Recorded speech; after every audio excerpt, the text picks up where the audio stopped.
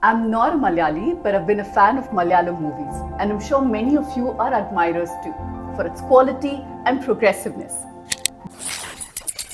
Hema committee report പുറത്തു വന്നതിന് പിന്നാലെ ഏറ്റവും കൂടുതൽ ചർച്ചയാകുന്നത് 15-അംഗ പവർ ഗ്രൂപ്പിനെ കുറിച്ചാണ്, പവർ ഗ്യാങ്ങിനെ കുറിച്ചാണ്. നീയൊക്കെ കൂടി ഈ നാട് കുട്ടിച്ചോറാക്കും. ആ പവർ ഗ്രൂപ്പിനെ എന്തു ചെയ്യുമെന്ന് ചോദിച്ചാൽ ഈ 15 പേര് പറയുന്ന മാഫിയ സംഘത്തിന്റെ പേര് നിർബന്ധമായിട്ടും വെളിപ്പെടുത്തണം. ഉരുക്ക് മുഷ്ടികൾ കൊണ്ട് അടിച്ചമർത്തണം അതിനെ.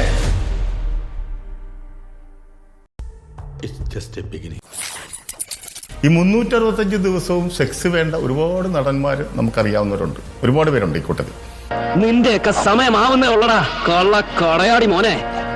ഞങ്ങൾക്ക് വഴങ്ങിയില്ലെങ്കിൽ ഞങ്ങൾ സിനിമയിൽ അവസരം തരില്ല എന്ന് പറയുക. ഇനി അഥവാ അതല്ല, നീ വന്നില്ലെങ്കിൽ എന്റെ അമ്മയായാലും മതി എന്ന് പറഞ്ഞ ആളുകൾ വരെ മലയാള സിനിമയിലുണ്ട്.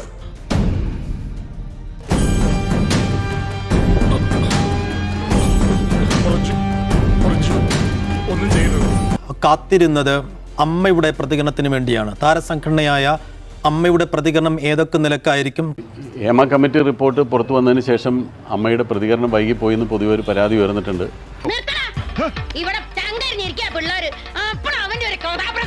ഹേമ കമ്മിറ്റി റിപ്പോർട്ട് പുറത്തു വരുമ്പോൾ തന്നെ ഞാൻ നിങ്ങളോട് പറഞ്ഞിരുന്നു, അന്ന് ഞങ്ങളൊരു ഷോയുടെ റിഹേഴ്സൽ നടന്നുകൊണ്ടിരിക്കുകയായിരുന്നു. എനിക്ക് നിങ്ങളെ മനസ്സിലാവുന്നില്ല. 40ഓളം വർഷമായിട്ട് സിനിമയിലുള്ള ആളാണ് ഞാൻ. ഒരു പവർ ഗ്രൂപ്പ് ഉള്ളതായിട്ടും എനിക്കറിയില്ല. അല്ലെങ്കിൽ കാരണം 30 വർഷമായിട്ട് സിനിമ ഇൻഡസ്ട്രി നിൽക്കുന്ന ഒരാളെന്നുള്ള നിലയിൽ റിപ്പോർട്ടിന്റെ ഫൈൻഡിങ്സിൽ നമുക്ക് യാതൊരു അത്ഭുതവുമില്ല. എന്താ നിന്റെ പ്ലാൻ? ചോദിച്ചത് കേട്ടില്ലേ? ഞെട്ടലുണ്ടാക്കി നമ്മൾ അറിയില്ലാത്ത പല സംഭവങ്ങളിൽ നിന്ന് പുറത്തു വന്നിട്ടുണ്ട്. ഇത് പല കാര്യങ്ങളും ഞങ്ങൾക്ക് അറിവില്ലാത്ത കാര്യങ്ങളായിരുന്നു.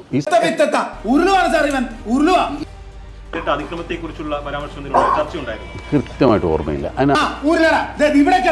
ഞാനൊരു കാര്യം ഒന്ന് ചോദിച്ചോട്ടെ. അമ്മയിലെ അംഗങ്ങളായിട്ടുള്ള എക്സിക്യൂട്ടീവ് കമ്മിറ്റി അംഗങ്ങളായിട്ട് 2 പെൺകുട്ടികൾ എൻ്റെ കൂടെ ഇരിപ്പുണ്ട്. അവരോടും കൂടെ നിങ്ങൾ എന്തെങ്കിലും ഒന്ന് ചോദിക്കണ്ടേ?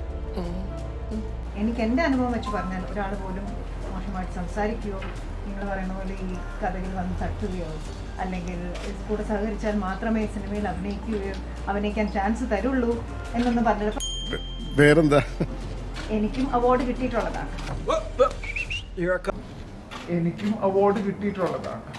കരിങ്കല്ല് പോലത്തെ വാക്കാ എന്റേത്. മറുപടി പറയേണ്ടത് അങ്ങനെയാണ്. ജോമോൾ ഇപ്പോൾ പറഞ്ഞത് എനിക്ക് അനുഭവമില്ലെന്ന്. എനിക്കെന്നല്ലോ പറയേണ്ടത്, അതൊരു ഇൻഡസ്ട്രിയെ പ്രതിനിധീകരിച്ചുകൊണ്ടേ പറയാനുള്ളത്. കിട്ടിയാ ഇല്ല, ചോദിച്ചു വാങ്ങിച്ചു പോവാ.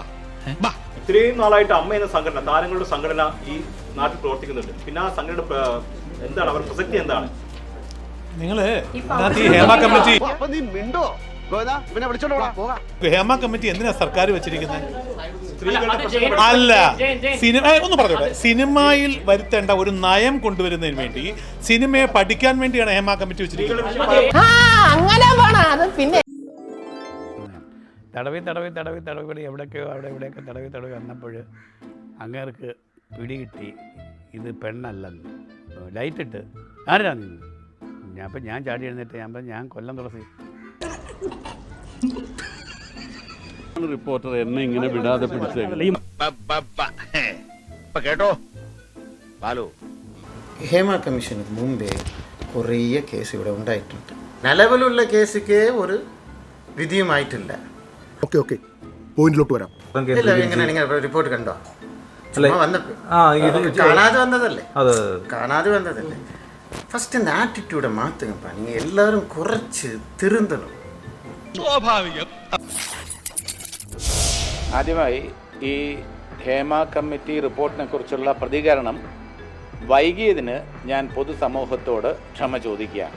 കാരണം എന്തായാലും അമ്മയുടെ ഭാഗത്തു നിന്നും ഒരു വീഴ്ച പറ്റിയിട്ടുണ്ട്. ഇങ്ങനത്തെ പ്രതിസന്ധികൾ ഉണ്ടാകുമ്പോഴാണ് യഥാർത്ഥ നായകന്മാരുണ്ടാവുന്നത്. 5 കൊല്ലം മുമ്പ് നടന്നാലും 10 കൊല്ലം മുമ്പ് നടന്നിരുന്നാലും അട്രോസിറ്റീസ്, ലൈംഗികമായ ചൂഷണം അതൊരിക്കലും സ്വാഗതം ചെയ്യപ്പെടേണ്ട ഒരു കാര്യമല്ല. അതിന് നിയമ നടപടികൾ വരണം. അവനാണ് ആൺകുട്ടി. എന്നോട് പറഞ്ഞത് അമ്മയുടെ പ്രസിഡന്റായ ഇന്നസെന്റും മുകേഷും കൂടി ഇരുന്നാണ്ടാണ് ആ പടത്തിൽ നീ അഭിനയിക്കരുത്, അഡ്വാൻസ് തിരിച്ചു കൊടുക്കടാ, ഇല്ലെങ്കിൽ നിനക്കത് ദോഷമാകും എന്ന് പറഞ്ഞ് എന്നെ ഭീഷണിപ്പെടുത്തിയത്.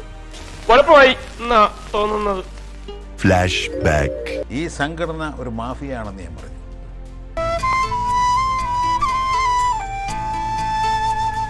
ദിലീപ് ഒരു വിഷമാണെന്ന് ഞാൻ പറഞ്ഞതാണ്. അത് എൻ്റെ അനുഭവത്തിൽ നിന്നാണ് പറഞ്ഞത്. നീ ഒരിക്കലും നന്നാവില്ല. ഈ നെഞ്ചത്ത് കൈവച്ച് ഞാൻ പറയാ, നശിച്ചു പോ നീ. സംഘടന പൊളിയുകയുമില്ല. ഒറ്റക്കെട്ടാണ് ഈ സംഘടന.